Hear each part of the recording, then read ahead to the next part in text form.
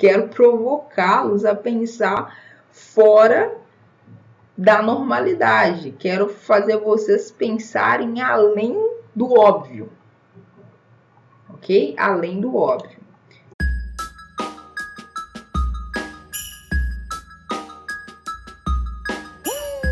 Então, o nosso primeiro item que precisa ser avaliado é o local.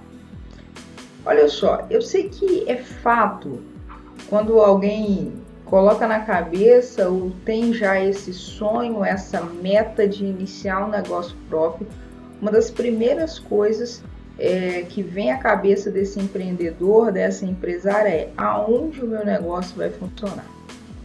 E aqui é muito importante isso. Eu sei que é um dos itens que vem à nossa cabeça mais rápido, né? Porque principalmente se você for começar um negócio de forma física, ok? Não trabalhando apenas no online. Então isso vem, essa métrica, esse item, ele vem de uma forma imediata. No entanto, eu quero fazer você aqui, e a ideia é essa, é provocar vocês com essa conversa nossa a pensar fora da caixa, pensar além daquilo que está na frente, ok? Pensar além.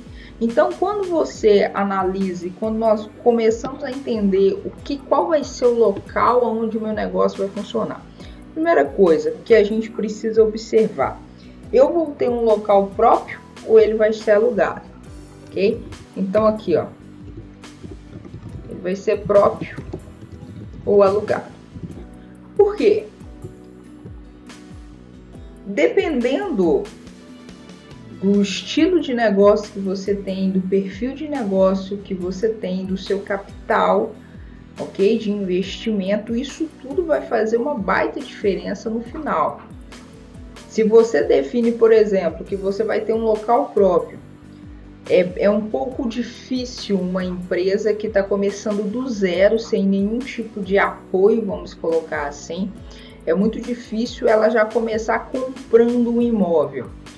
Tá? E aí eu digo, por exemplo, uma sala comercial, um galpão ou um espaço num endereço mais interessante, mais competitivo. Então é mais complicado isso acontecer de imediato. O que ocorre muito são os aluguéis, ok? E aí eu estou colocando naquela métrica da pessoa que ela não tem nenhum outro tipo de suporte, ou seja, ela não tem ali uma pessoa que investe no negócio dela constantemente. Então ela o negócio que ela está iniciando e o capital que ela está colocando ali é dela, é próprio, certo? Então ela não tem muito para onde correr caso dê algum tipo de problema.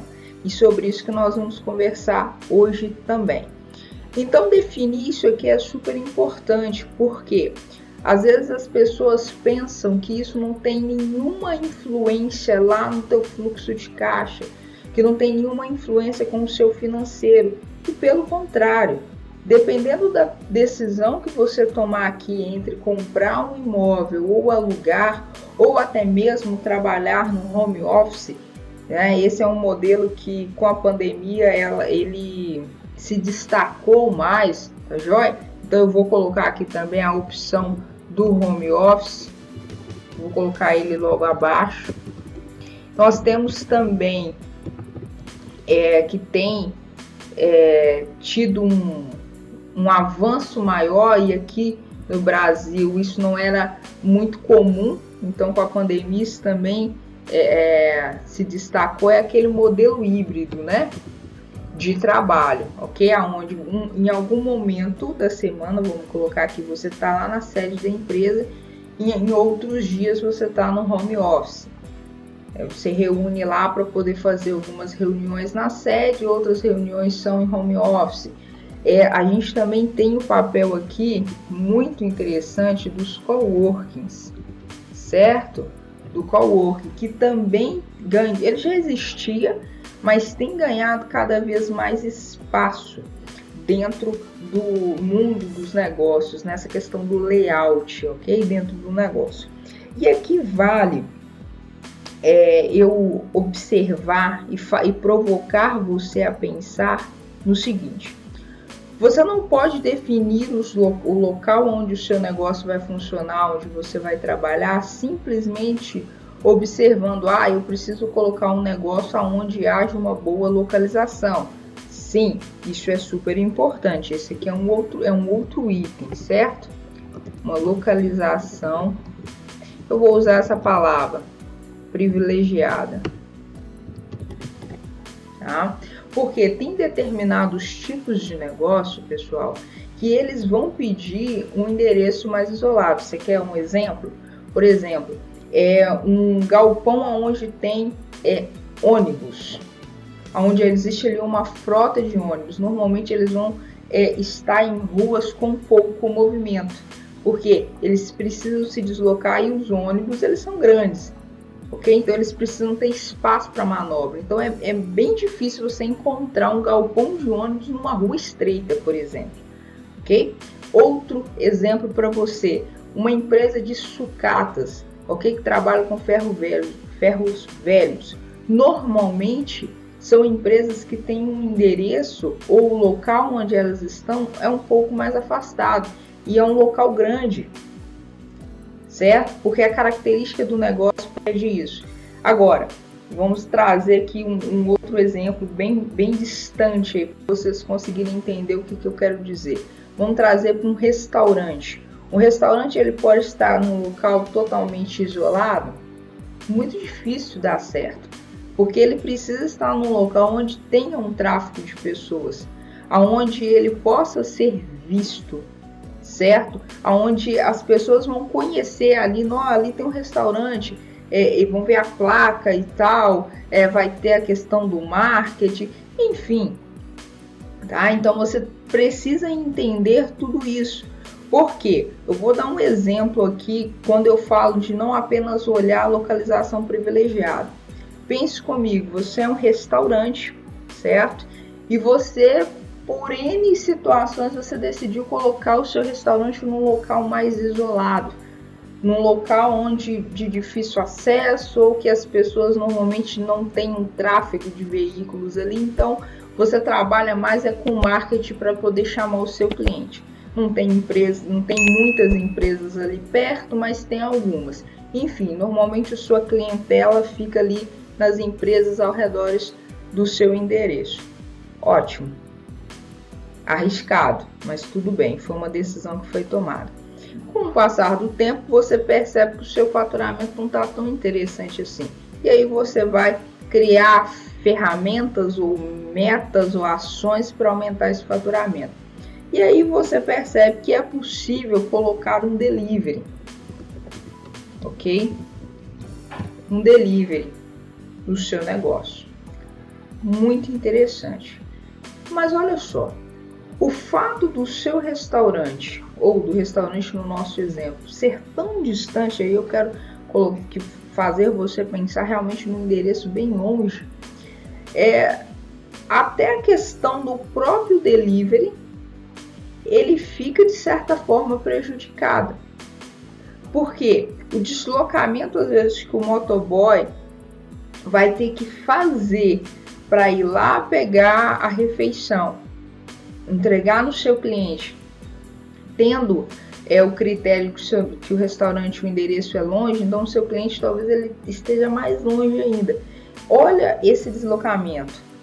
Olha o quanto que isso pode ser oneroso para o negócio. Ok?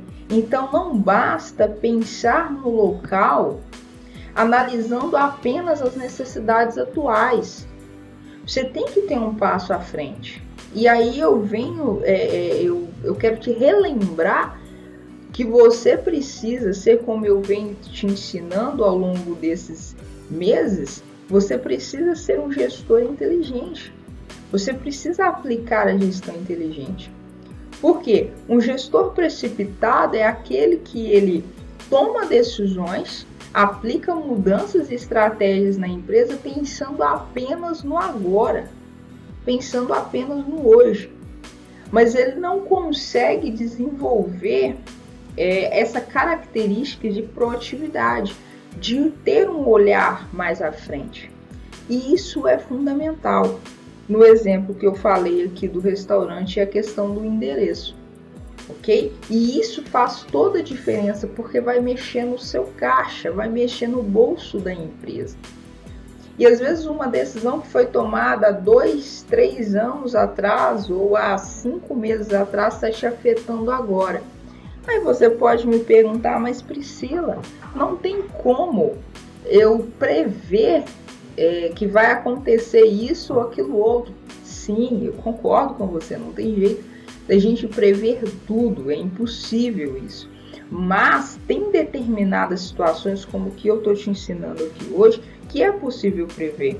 Se você tem a intenção de fazer o seu negócio crescer, literalmente crescer em número de colaboradores, crescer no aspecto físico da loja, ou hoje você trabalha apenas no digital, no e-commerce, marketplace, em algum momento você quer ir para a loja física, se você tem esse tipo de pretensões, é preciso já começar a adequar as decisões que você toma hoje, pensando nessas possibilidades do futuro. Ok? Por exemplo, se você pensa em ter equipe, se você sabe que o seu negócio precisa disso, você tem que já trabalhar de uma forma em que o espaço que você tem aí hoje, ele comporte uma equipe mesmo que pequena. E aí, em degrau e degrau, vamos colocar assim, você vai crescendo a sua equipe. Okay? Então, lembre-se disso. O gestor inteligente, ele tem a capacidade de tomar decisões hoje, pensando em possibilidades no futuro. E isso é fundamental para um negócio que quer mudar de patamar, que quer mudar de nível. Ok? Um outro item, né, ou subitem aqui dentro do local, seria a flexibilidade. Flexibilidade. Veja bem, hoje